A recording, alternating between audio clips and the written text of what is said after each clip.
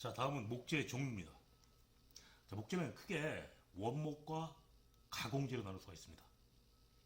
우리는 물론 가공재를 많이 쓰긴 하지만 원목에 대해서 먼저 알아보겠습니다. 원목은 크게 침엽수 그리고 화렵수로 나눌 수가 있습니다. 자, 침엽수는 말 그대로 나뭇잎이 침처럼 생긴 거죠. 소나무, 전나무, 주목나무 등등 이런 것들은 겨울을 나는 상록수, 항상 녹색을 유지하기 때문에 상록수라고 합니다. 이 소나무들은 보통 소프트우드로 분류가 됩니다. 그리고 화렵수가 있는데 화렵수는 이파리가 널찍한 단풍나무나 혹은 느티나무, 떡갈나무 이런 것처럼 널찍한 이파리를 가지고 있고 얘는 상록수가 아닌 겨울이 되면 낙엽이 떨어지죠. 보통 하드우드로 분류가 됩니다.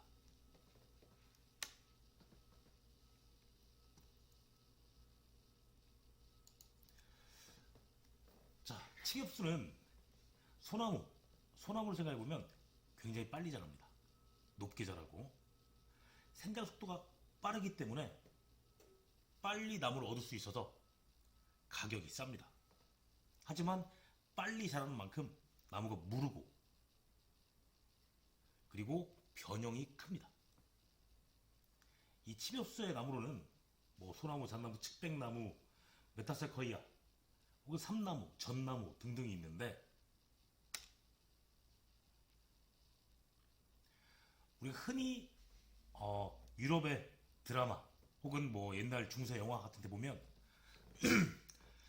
유럽에 있는 그 아주 그냥 거대한 숲, 거대한 나무들이 있는 그런 데 있는 나무가 바로 가뭄비 나무, 영어로는 스프러스라고 합니다. 그 외에 우리가 많이 쓰는 건 스프러스 혹은 레드파인, 적송이죠, 적송. 붉은색 소나무 등등을 많이 사용하는데 이런 나무들이 침엽수, 바로 소프트우드에 분류가 될 수 있습니다. 화렵수는 침엽수와는 반대로 생장 속도가 느립니다. 느리게 자라기 때문에 그만큼 나무를 얻기가 힘드니까 비싸지겠죠. 대신 아주 단단하게 나무가 자랄 수가 있습니다. 그래서 변형률이 적고 나무의 질감이나 느낌도 좋아서 굉장히 비싼 게 많습니다. 느티나무, 단풍나무 혹은 월넛, 그러니까 도토리나무, 참나무 계열 이런 것들이 있습니다. 참나무는 영어로는 오크라고도 하고 굉장히 무겁고 단단한 나무 중에 하나입니다.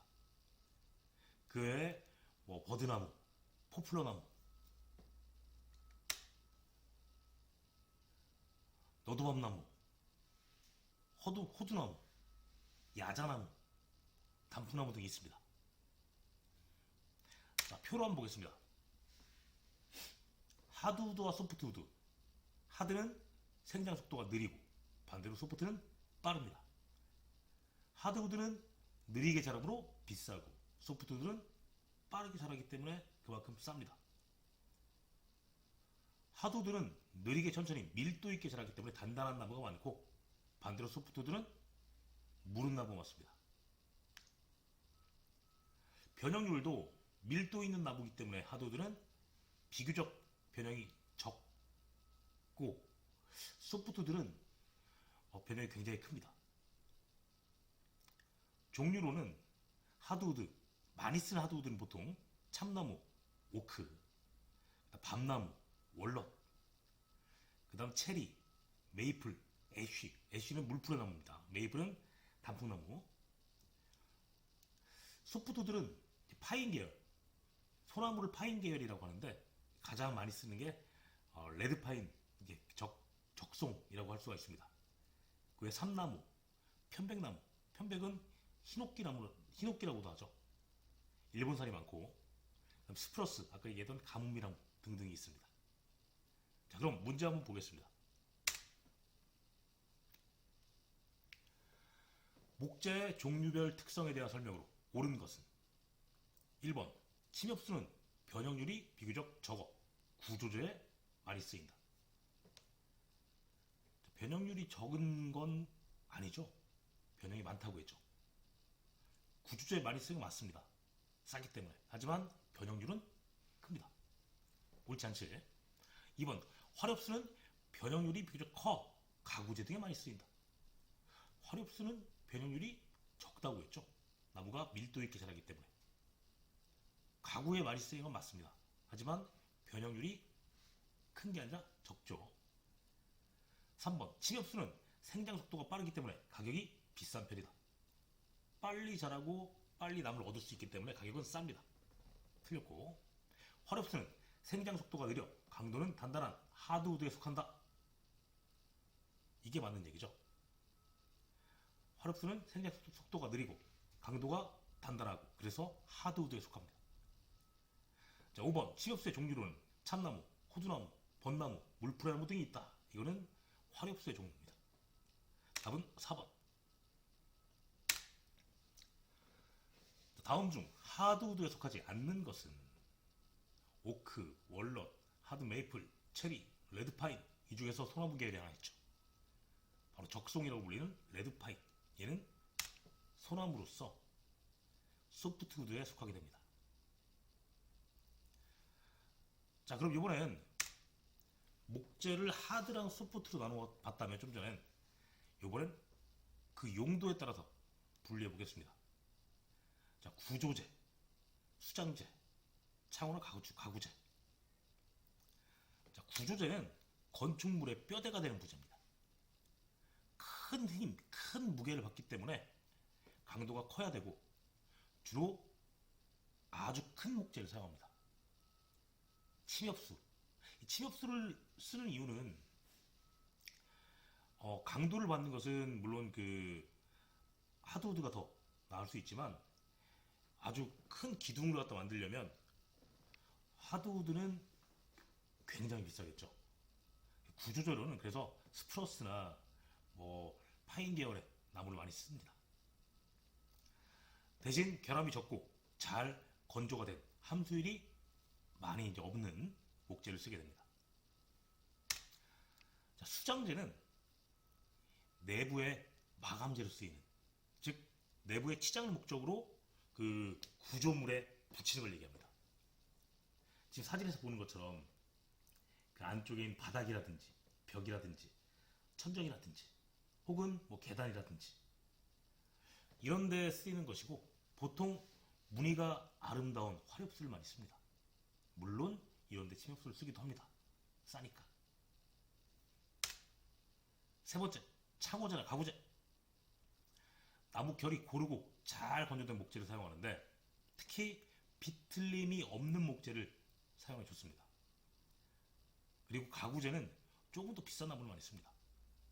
넓은 면적의 집을 갖다가 하는 게 아니라 하나의 가구를 갖다가 하는, 이렇게 지금 나와 있는 그 사진에 보이는 뭐 TV장 같은 경우에도 지금 이제 아마 월넛 계열의 나무로 보이는데 굉장히 나무가 짙고 또 아름답죠, 무늬가.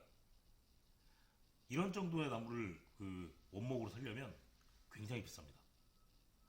적어도 100 몇십만 원, 200만 원, 300만 원 줘야 돼. 그래서 이런 원목을 쓰지 않고 MDF에 시트지를 붙인 나무를 쓰든가 혹은 집성목을 쓰기도 합니다.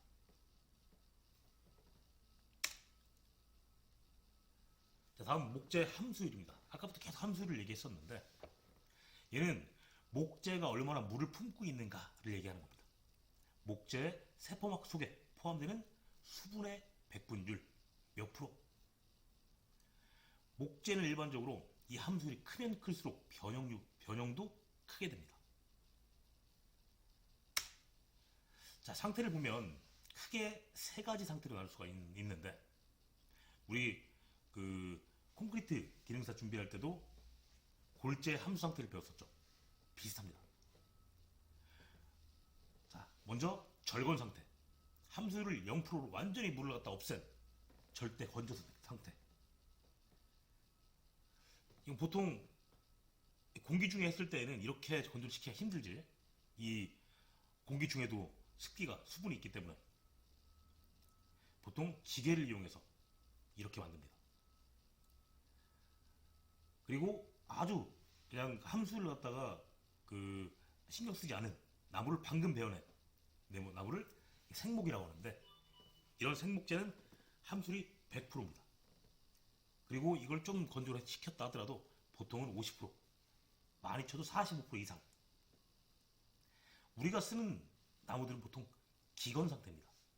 공기 중 건조가 된 상태, 10에서 15% 정도 함수율이. 그래서 내장 마감재는 보통 기건 목재를 사용합니다. 하지만 15%도 굉장히 그 뒤틀림이 많기 때문에 경우에 따라서는 12% 혹은 10%, 그리고 정말 뒤틀림이 정말 없어야 된다 하는 경우에는 8%까지도 요구하는 경우가 있습니다. 자, 이 함수율을 계산하기 위해서는 목재의 중량에서 전건 중량을 빼고 절대 건조 상태, 이걸 전건 중량으로 나눈, 그 다음 다시 곱하기 100을 한. 하지만 이런 복잡한 수학 문제는 수행평가에 내지 않겠습니다. 그냥 이런 식으로 구한다 라는 것 정도만 기억하시기 바랍니다. 정말 중요한 건 요겁니다. 섬유 포화점. 세포와 세포 사이에 모든 물은 증발을 합니다. 하지만 세포 내부는 물에 차 있는 상태, 이걸 섬유 포화점이라고 하고, 나무의 종류, 그러니까 수종, 나무의 나이, 그 다음 어떤 지역에 나는 나무냐, 이런 거에 아무 상관없이 모든 목재의 섬유 포화점은 무조건 함수율이 30%입니다. 이 30%가 굉장히 중요한 이유가 뭐냐면, 30% 섬유 포화점 미만에서는 이런 함수율에 따른 강도, 신축률 변화가 아주 급속하게 이루어집니다. 하지만 함수율이 30% 이상이 된다? 그러면 강도는 계속 일정합니다. 표에서 보는 것처럼. 일반적으로 얘기할 때는 섬유 포화점 미만의 함수율의 나무를 가지고 얘기를 합니다. 함수율과 강도는 그래서 함수율, 그리고 섬유 포화점 미만에서는 항상 반비례 관계를 갖습니다. 자, 그럼 문제 한번 보겠습니다. 목재 기건재, 섬유 포화점, 전건재 함수율을 옳게 나타내는 것. 섬유 포화점 방금 얘기했죠.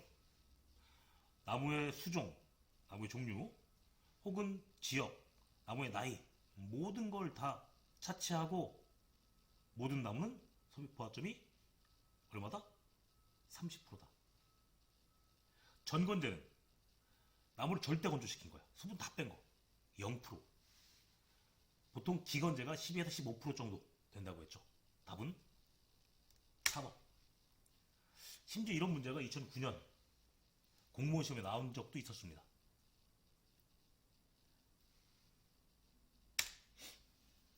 자, 그러면 함수율까지 봤으니까 이번에 강도를 한번 보겠습니다. 강도는 목재의 섬유 방향에 따라 다른데, 일반적으로 섬유 방향이란 지금 나와 있는 나무의 결 방향을 얘기합니다. 나무의 결 방향의 반대 방향, 지금 나에 있는 이게 섬유 직각 방향이죠. 나무는 그래서 섬유 방향으로 압축 혹은 인장은 굉장히 강합니다. 하지만 섬유 반대 방향에서는 나무가 힘을 그만큼 받지 못합니다. 자, 나무를 갖다가 섬유 방향으로 봤을 때 잡아당기는 힘, 인장이 가장 세고, 그 다음 압축, 그 다음 전단 이라고 볼 수 있는데, 여기에 뒤틀리는 힘, 휨까지 합하게 되면은 인장, 휨, 압축, 전단의 순서로 강도를 볼 수 있습니다. 이 목재의 강도는 목재의 밀도, 즉 비중이 클수록 강도가 큽니다. 지금 나와 있는 수조에, 사진에 나와 있는 수조에 발사, 피노, 오크, 그다음 로즈우드라고 쭉 나무들이 있는데, 다 일정한 깊이로 나무가 떠 있죠. 하지만 맨 왼쪽에 있는 발사나무 같은 경우에는 비중이 가장 작기 때문에 큰 부피의 나무가 물에 같은 깊이로 떠 있는 반면 맨 오른쪽에 있는 로즈우드 혹은 오크, 참나무 같은 경우에는 나무 밀도가 굉장히 크기 때문에 작은 부피로도 같은 높이에 떠 있는 걸 볼 수가 있습니다. 그래서 비중이 클수록 강도가 크고, 또한 이 강도는 함수율과 굉장히 큰 관계가 있다고 했죠. 섬유 포화점 30% 미만에서는 강도와 함수율은 반비례의 관계를 갖는다. 강도가 크면 클수록 함수율은 작고, 함수율이 크면 클수록 강도는 작다. 자, 그럼 문제 한번 보겠습니다. 자, 목재의 특성에 대한 옳지 않은 것. 1번, 목재의 강도는 섬유 방향에 따라 다르다. 그렇죠.